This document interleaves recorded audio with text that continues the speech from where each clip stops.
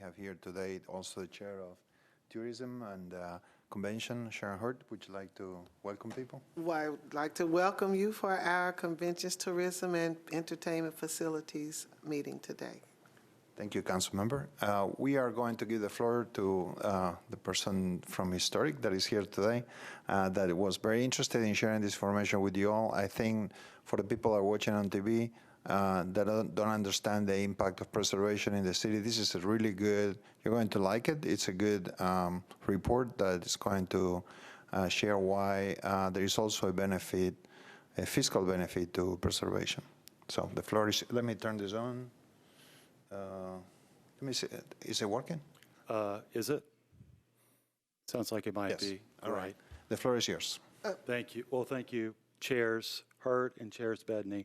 We really appreciate you guys having this combined meeting for us. Yes, and I want to thank my members for being here, too. I do appreciate that also, and maybe others will join us. I believe they will. Yes, a little bit later. Our office was fortunate enough to get funding to do something we've wanted to do for more than a decade, something that many other cities, in fact, Knoxville, Chattanooga, and Memphis, have such reports, but Nashville has never had an economic impact report for historic preservation. And so that's what we were able to accomplish over the last 9 to 10 months. Through some mitigation of Section 106 review of cell towers. And we're happy that the cell tower consultant was able to hire Place Economics. They're really a leader nationally in doing these types of studies. And so Donovan Ritmika of Place Economics and his team have been on the ground over the last 9 months or so and completed this just last month. And so, as you know, we tried to do this earlier, but with the budget, it got pushed back to this meeting. So you can see at your desk, we've actually printed the official report, and so all the council members can have one. But he'll be here to go over a presentation of what lies in the report and can answer council members' questions. So I'll turn it over to Mr. Ritmika, if that's all right. Yeah, that's great. And I'll remind people that he's having a PowerPoint, and so you'll be able to see it on the screen as well. So thank you very much. The floor is yours, sir. Great. Thank you, Council Member Chair and Council members. Thank you for coming. It was your big budget battle day, last day of the budget when we were here a few weeks ago, so I'm glad we got another spot.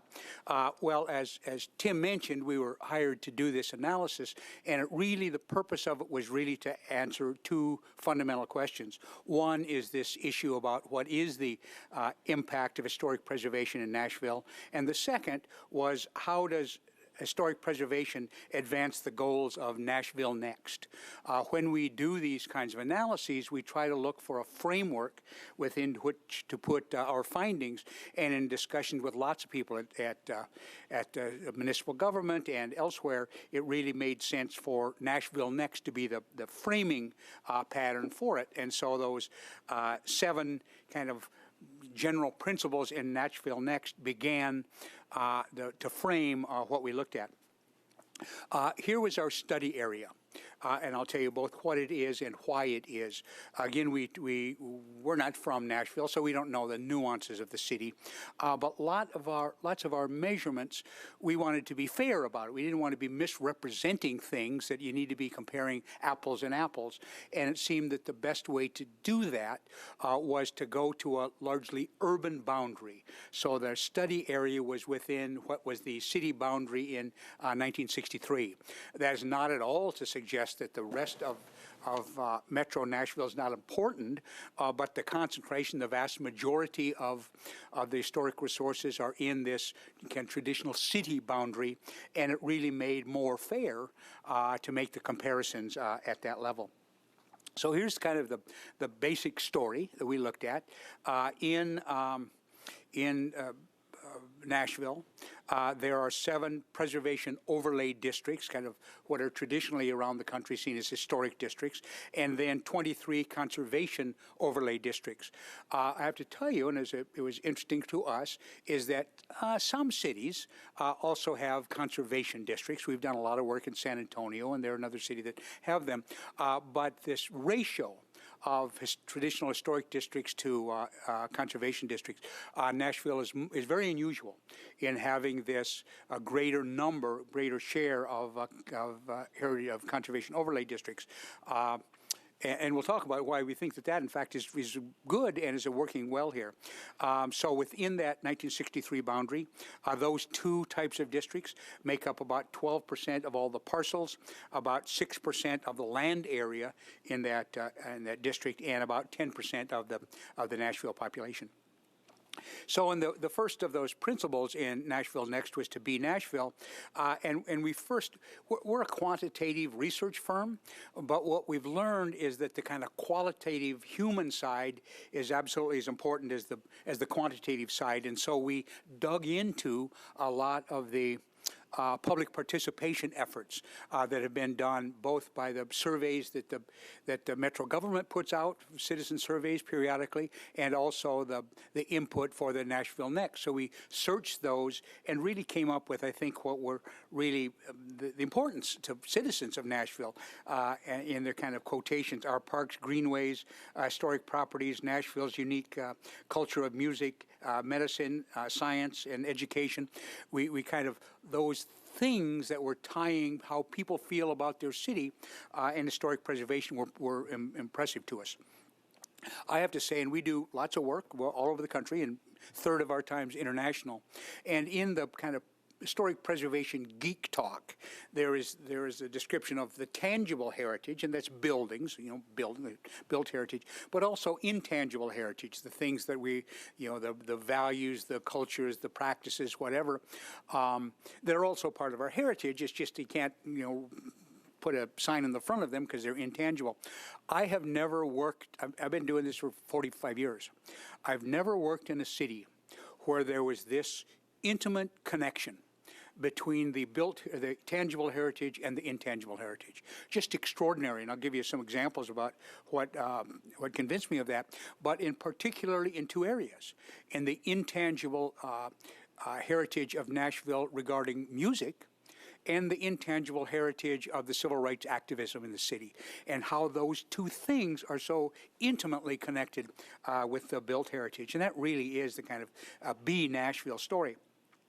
The other thing about Be Nashville is that the sheer process of historic designation in Nashville, it's not that it's unique in the country, but it's unusual in that effort, by definition, has to come from the bottom up. It's not Tim and his staff who point to a neighborhood and say we're going to make that an historic neighborhood. It is that neighbors who said we want to protect the character and quality of our neighborhood, and then that whole process is an upward one, not a downward one. It is from the bottom up, including the definition of what would be included in the design guidelines and what are the requirements is really defined not by some magic thing in Tim's office, but on what the kind of neighbors have agreed to in that bottom-up process. And I think that once again, how preservation in this city really fulfills that Be Nashville process. The second is the issue about ensuring opportunity for all. And so we looked at patterns in these historic districts, and I'm going to say historic districts, meaning both the traditional historic districts and the neighborhood conservation districts. But one of the things that we looked at was income levels, household income levels, and we divided that in basically thirds: the $50,000 a year and less, 50 to 75,000, or 50 to 100,000, and the median household income in Nashville is about 74,000, so it's kind of the middle of the middle, and then 100,000 and up, and lo and behold, it was virtually thirds of who lives in the historic neighborhoods in Nashville really are virtually identically divided between the middle, lower, and upper income levels. We also looked at, sorry, I'm double reading my own. We looked at income levels as well, kind of the high, so apart from the aggregated level, look individually on these residential districts in Nashville. And while some of them have a concentration of higher income, some of them a concentration of lower income, that you can see on the left and right sides of that, to a large measure, they really represent, even on a neighborhood by neighborhood, a real evidence of economic integration. that you don't have to agree with this, but we have a kind of philosophical position that at the neighborhood level ought to represent the kind of demographics of the city as a whole, and on an income level, those are really divided with some skew neighborhood to neighborhood, but overall a really good representation. It's a case where, in fact, rich people live next to people who aren't rich, and we think that's actually a healthy thing for a city. Then we looked at race, and there is a slight skew to more white than the city is as a whole, slightly fewer black as a share of the population in historic districts than the city as a whole. But again, in neighborhood after neighborhood, while some of them are virtually all white, there is in fact a racial distribution in most of them. And I think a third, 29% of the historic neighborhoods in Nashville actually have a larger share of African American population in that historic district than does the city as a whole. Part of that, and why you have a distribution, particularly among income and age and other demographic factors, is that in fact there is quite a wide distribution of housing types there. While the concentration, the biggest majority, is single-family dwellings, there are large apartment houses, there's duplexes, there's triplexes, there's a whole range of housing options in the historic districts. Also, and I know it's a major concern of the council and of the city of Nashville, is this issue of affordable housing. So we looked at that. And cost-burdened households, as you probably know, are those households that spend more than 30% of their household income on housing. And in fact, there's a lower share of cost-burdened housing in historic neighborhoods than there is in the city as a whole.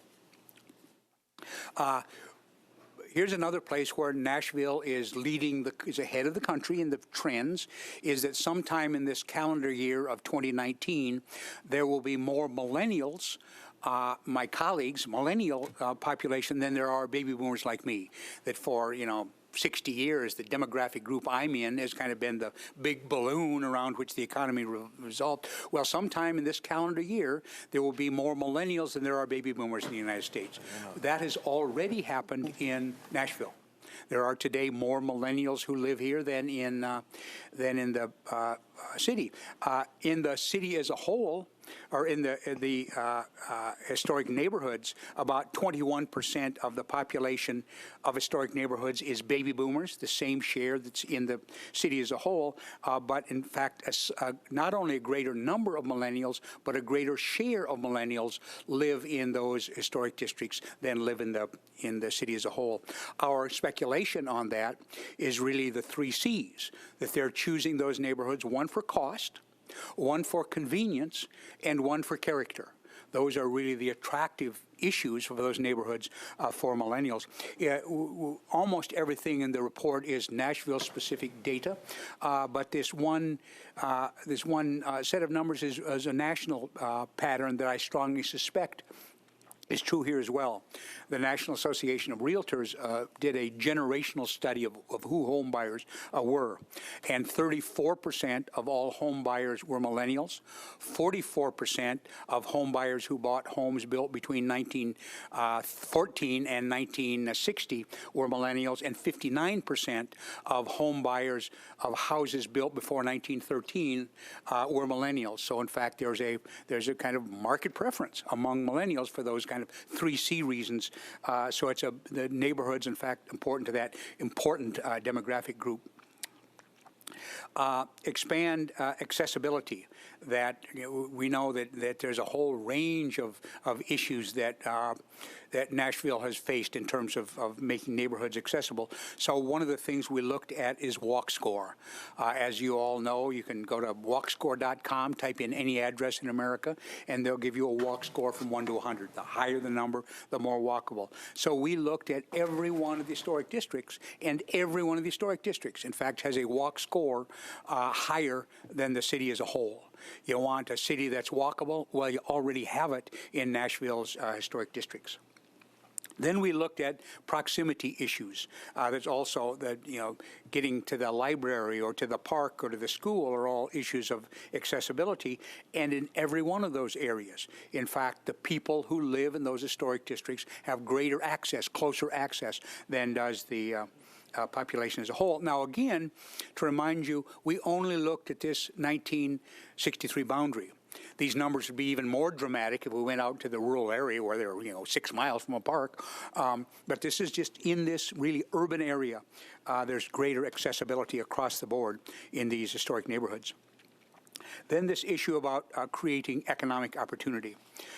So 3% of all of the jobs are in the historic districts in Nashville, but 11% of the job growth in the last decade took place in those historic districts, and 13% of the startup jobs and 15% of all small business jobs. Now, I'm a kind of guy from the market. I believe in the market economy, and I believe in private business, but I'm particularly a fan of small businesses and startup businesses, and they're disproportionately choosing to be in those character-filled commercial neighborhoods. Growth in the information sector, growth in the job and accommodation, the kind of tourism-related stuff, and there was, in fact, 40% job growth in these historic districts compared to 9% in the city as a whole. Now, I know this is a tourism city, and that a major source of your economy is in tourism. So the wonderful woman who's the data person in the convention bureau. She's just fabulous. And so she shared her data with us. And so we sorted out all of the visitation to Nashville between those who we categorized as heritage visitors, that is, people who went to visit a historic site, went to a historic museum, whatever, the categories that would put them in the heritage side, and said, what are their patterns as opposed to the people who came to Nashville and said, I don't care about the old stuff, I want to do something else. Well, a whole bunch of, I think, very revealing information. Those that decidedly more came to see sites, attractions, or events. More of them traveling with children. I know that there's challenges, and you know better than I, and those who serve on the committee, about the challenges of the young tourists who just drink beer and whatever. It doesn't mean they're not great, but there's challenges, and a kind of more stable, less disruptive kind of tourism is tourists with children, and much greater share of the heritage visitors were visitors with children than people who came and didn't care about the heritage thing. And when the decision to come to the city, greater for heritage visitors because of the family attractions here, the restaurants here, the local expenditures of heritage visitors decidedly greater than non-heritage visitors. But here is what blew me away. Absolutely did not expect it. Here you have Nashville, the internationally known music city, and there's this extraordinary correlation between people who are coming here for music and people who are coming here for heritage resources. And that's this connection between the tangible built environment, built historic environment, and the intangible music environment. So in these, 82% of heritage visitors went to live music events as opposed to 30% of the rest of them. The arts and culture activities, much greater. Nightlife, greater. That the heritage visitors, two-thirds of them went to 3 or more live music venues while they were here, as opposed to 40%. And who went to none at all? Well, 20% of non-heritage visitors went to no music venues, and virtually none. 95% of the heritage visitors, in fact, went to some music venues. So there's this extraordinary connection between the music culture here and the historic resources that oftentimes house those music activities. We then sorted out the economic impact in terms of jobs, incomes that are generated through the heritage tourism component of your tourism industry. And what was really wonderful for us, actually, we got the raw numbers of visitors from the econometric models that your tourism people use. We used a total different model, but our numbers were just extraordinarily consistent in terms of numbers of jobs, payrolls. So it's 19, almost 20,000 direct jobs of the heritage tourism portion of your tourism industry, and that's over $500 million of income, of paychecks to people in Nashville from that heritage portion of tourism. So it's this connection between heritage and music that's just a major share, major impact of your overall industry. The next of the kind of goals in Nashville next was to foster strong neighborhoods. Well, again, this issue about having a wide range of housing units on the neighborhood level kind of fosters that. And then we looked at, and again, this has ups and downs to it, no question about that. But we looked at the change in value over 18 years, the change in value per square foot of housing in Nashville. The ones that went up in value the most were houses in the local historic districts. The one that went up in value the second most were in the conservation overlay districts, both of which outperformed the market as a whole. Now, I know this has affordability and other consequences, but it also means that it provides a revenue stream through property taxes to, in fact, address those other issues. So much better to have properties going up than going down. I mean, it's a losing economy that goes it. But the other thing that I think was real important is the share of long-term tenure in the neighborhood among both owners and renters.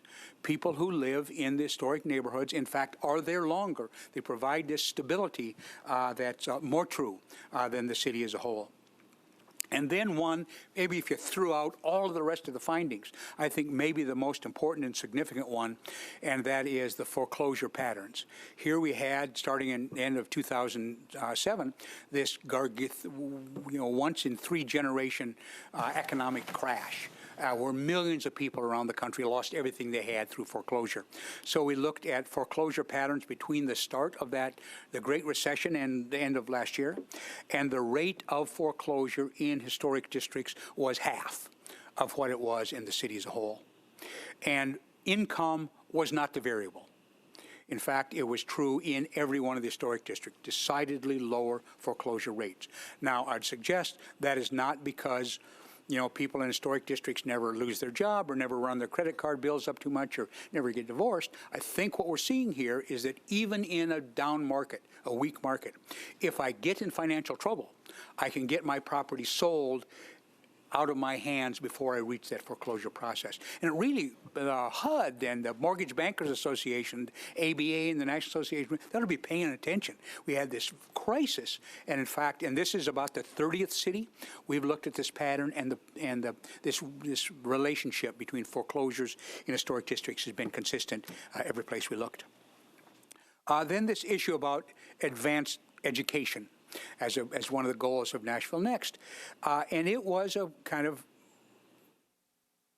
a challenge was presented to us. Is one of the first times we met with Tim and his colleagues. They said, one of the programs that we have in Nashville is we have a very extensive historic marker program in all the neighborhoods, and we'd like you to take part of that. And I said, great, well, do that.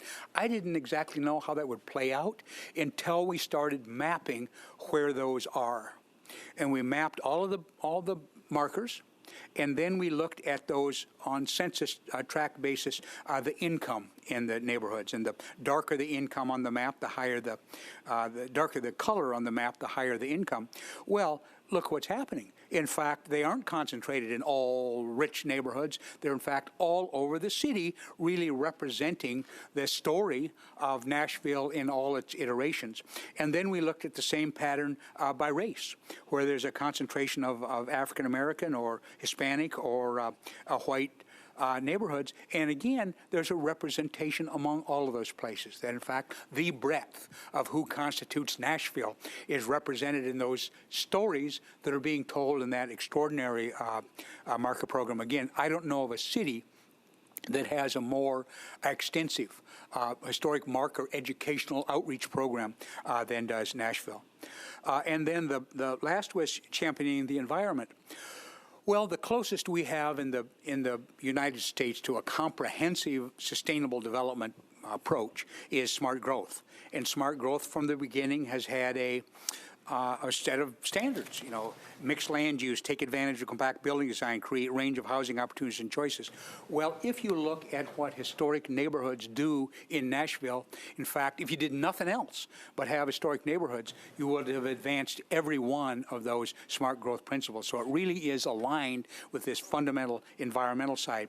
And I know you all wrestle with it, at every council meeting, this issue of density. And there's lots of proponents for density, transportation planners, and people have to pay for infrastructure, and all kinds of city planners, public health people argue for density. Everybody wants density except citizens who say, I don't want density. If I want density, I'd move to Manhattan or something. But here's what we looked at, the density, in fact, in historic neighborhoods. And it's a third more already, as they sit today. The density in Nashville's historic districts is a third more than the residential neighborhoods in Nashville as a whole. And again, this is one more why we wanted to compare apples and apples. These numbers would be even more dramatic if we looked at the whole metro area. But in the urban area, it's this kind of difference. And what's really important, is a density at a human scale. The fact there's, and what's interesting in public hearings, you may have seen it yourself, there'll be somebody giving a visual preference survey and show a bunch of pictures and ask citizens, which do you like? Well, whether they live in one or not, nearly always they'll raise their hand at the historic district. I don't want that dense stuff. I want that historic neighborhood. That's the kind of place I want. Well, lo and behold, that is, in fact, where density is being provided. So the really conclusion was, historic preservation is not about the past. It is not about the past in Nashville. It really is about kind of building the new Nashville. So with that, I'd be happy to take questions, comments, alternative views, or go back to Washington, you communist. Any of those are perfectly appropriate comments. Go back to What is it? Go back to Washington? Okay. Thank you very much for your presentation. We have 15 minutes. If anybody wants to ask any questions, just push the button. I'll ask you a question to get them started. You seem to have some data about income and the amount of money people make in certain parts of the district. Where'd you get that data? We went to census data at the lowest level possible. Mm-hmm. And so we pulled up household income level. We use there's a data aggregating source called Policy Map, and you can drill down to the smallest census unit. And so what we did is basically drew the boundaries of the historic district and pulled up the income levels of all the census block areas within that, and that's where it came from. Very good. Come on, guys. You can ask questions. It is a free country. People have given their lives for you to ask questions today. Come on. Councilor Lady Johnson.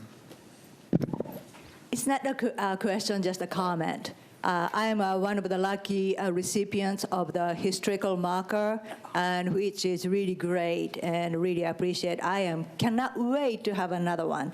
And also, I'm really appreciative of the, your presentation in line with the Nashville Next. When we started with Nashville Next, it's Be Nashville, economic, growth and equity and so forth. And you are cognitive of those policy decisions and following through. It's really appreciated. Great, thank you very much.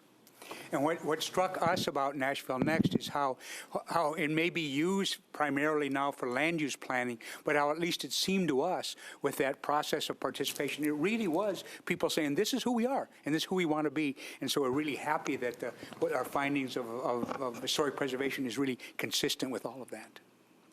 The other thing, and I'm happy for another question, but we're also, don't be reluctant at all. If you take this home and read it at night and say, I don't quite understand this, or I don't think they're quite right here, please get a hold of Tim, and he will forward any question. We'll be more than happy to respond to any question that you might have on any of these issues. We have a comment here by Councilmember Hurt.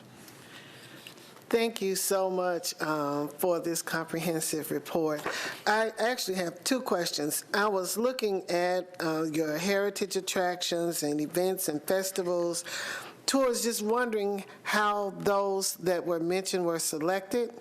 And the second thing, it's a comment and a question, I guess, about 10 years ago, there was a heritage conference at MTSU, and Jefferson Street was highlighted as one of the conference topics, and it was the first section to be sold out because people wanted to come to Jefferson Street, and you know, in my day job, that's what I do. And when the people came, they were very disappointed that the history and the legacy of Jefferson Street does not match what's seen on Jefferson Street. So how can we get some of that history tangible? Because I know we've got witness walls, I know we've got Woolworths and all of those things where the history is told is in other places other than Jefferson Street. So how can we change that and advocate for, well, I've been advocating, but how can we get some things more tangible? Well, I'll give two answers, and then Tim can give one. As to the visitation, we got them from the tourism office. And so we just literally listed here what they were. So that's where that came from. We're really fortunate in that we really are doing 2 assignments for Tim's office. The first one was this impact study. The second one is that we've been having meetings the last 2 days about to recommend policies, strategies, incentives, tools to advance historic preservation more. And so we'll be happy to put that on the agenda of our thinking. How do we make more prominent places that, in fact, we'll be happy to say, well, here's some tools that might let you do that. We'll add it to our work order for that. Okay. Thank you. Thank you. And I was just going to add, in talking about the legacy and history of Jefferson Street and trying to get that message out there and have it told on Jefferson Street. I know our office is currently working with the Parks Department for the new pocket park on Jefferson Street. And actually, Carolyn in the office, who's in the back, is the lead person on that. But there's going to be some interpretation that happens there. In addition, through our nonprofit, the MHC Foundation, we're going to launch in November a mobile-friendly website app called Nashville Sites. It's the web address nashvillesites.org. And one of the tours we're currently working on for that is a tour of Jefferson Street. So you can use your phone or a tablet, or you can actually do it at home from your desktop computer, whether it be in Nashville or in another country across the ocean, and find out that history and learn about it as you interact with the street. Okay. So that's coming. Thank you. Councilmember Allen. Thank you. Frequently when neighborhoods start this process, there's a group that shows up and says, oh, this is a bad idea. It costs so much more to build in a historic district.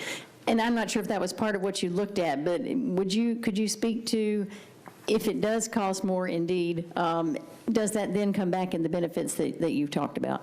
It is. It's one of those kind of, and again, not Nashville specific, but that's the area, this relative cost that I've looked at a lot for 40 years. Sometimes it costs more, sometimes it costs less, and it's kind of determinable in the project by project. But the reality is that if quality is part of the equation, it is always going to be a competitive alternative. Now, can you put really crappy sidings on a house cheaper than you can replace the missing, good cedar thing? Probably, but it really does come back, and I think that a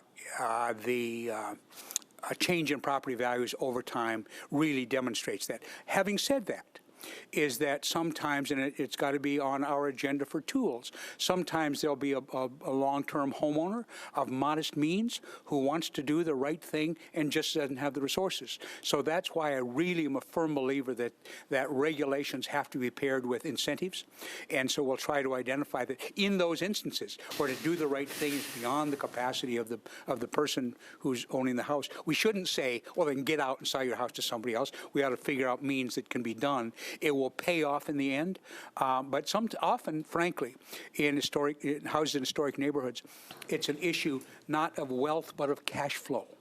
The property, in fact, is worth a lot more, But it doesn't help if I'm trying to live on $800 a month Social Security. So I have don't have a wealth problem, I have a cash flow problem, and I can't do it. So somehow of mitigating those two things, I think in many cases need to be part of the strategy.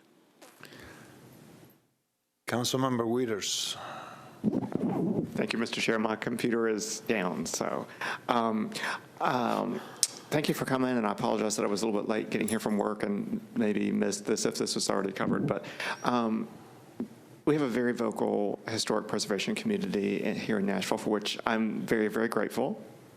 I was a part of that community before joining the council, and now that I'm here, I see things a little bit from both sides.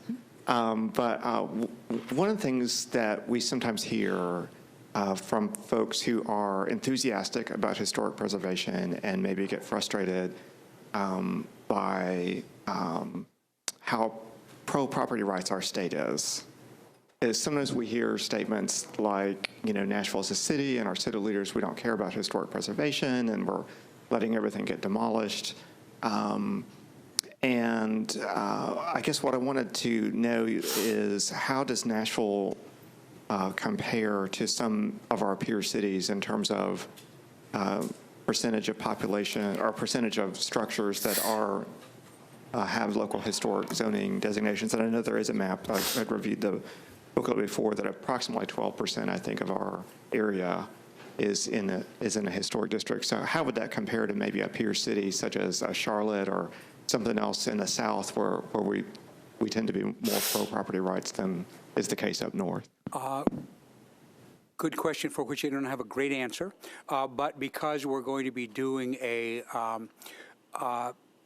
search when in our policy recommendations, and we'll be looking for examples of incentives. So we'll just bundle in to our report, and if you will give to Tim who you think the 4, 5, or 6 competitive cities, we'll be happy to dig that out. My intuitive sense is probably a bit less of the area is designated here under protection here than in most places. Although with Charlotte is a kind of competitor city, I think you're probably doing better than Charlotte, that doesn't have a great tradition of paying attention to their historic resources. I think they're doing recently a good job of making sure infill urban neighborhoods are kind of good quality, but in terms of they tore down most of the past, in the past. I think not as good as Louisville, that has a larger share of both the area and the population in historic districts.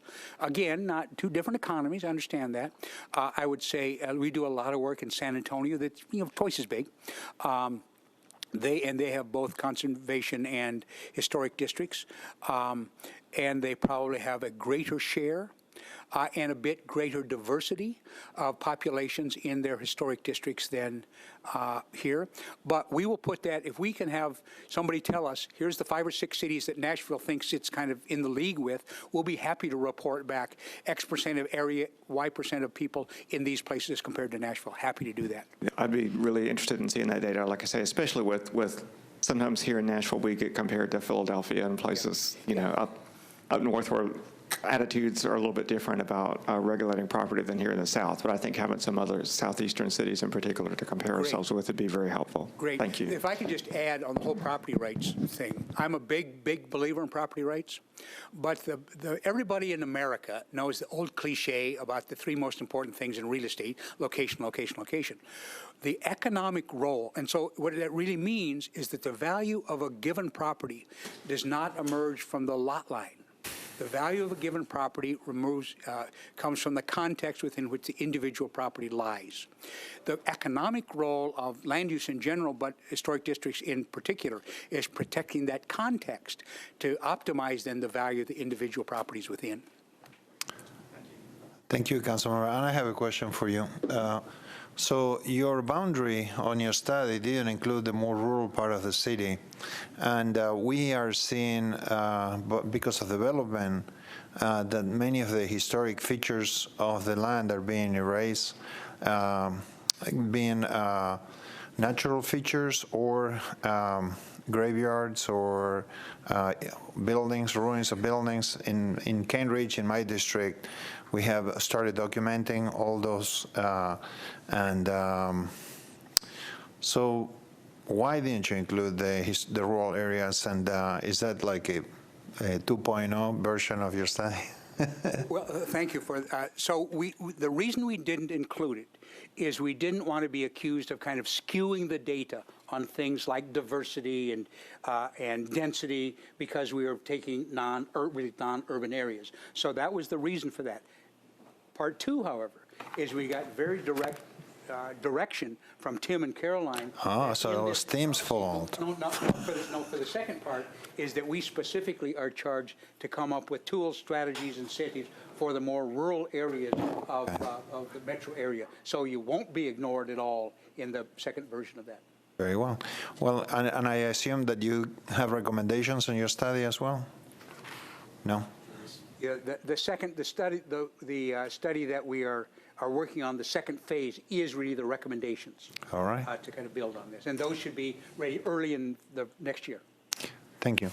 Council member, you have any more comments? Do not. Thank you all very much. Thank you for doing this, and we apologize that we bumped you during the budget season, but it was for the good of the city. We were happy for an excuse to come back. So. All right. Well, thank you for your great job. Thank you, Tim, and your staff for doing this. And this meeting is adjourned. We'll be starting over in 5 minutes for the planning, zoning, and historical. Thanks. Thank you. Thank you very much. Thank you.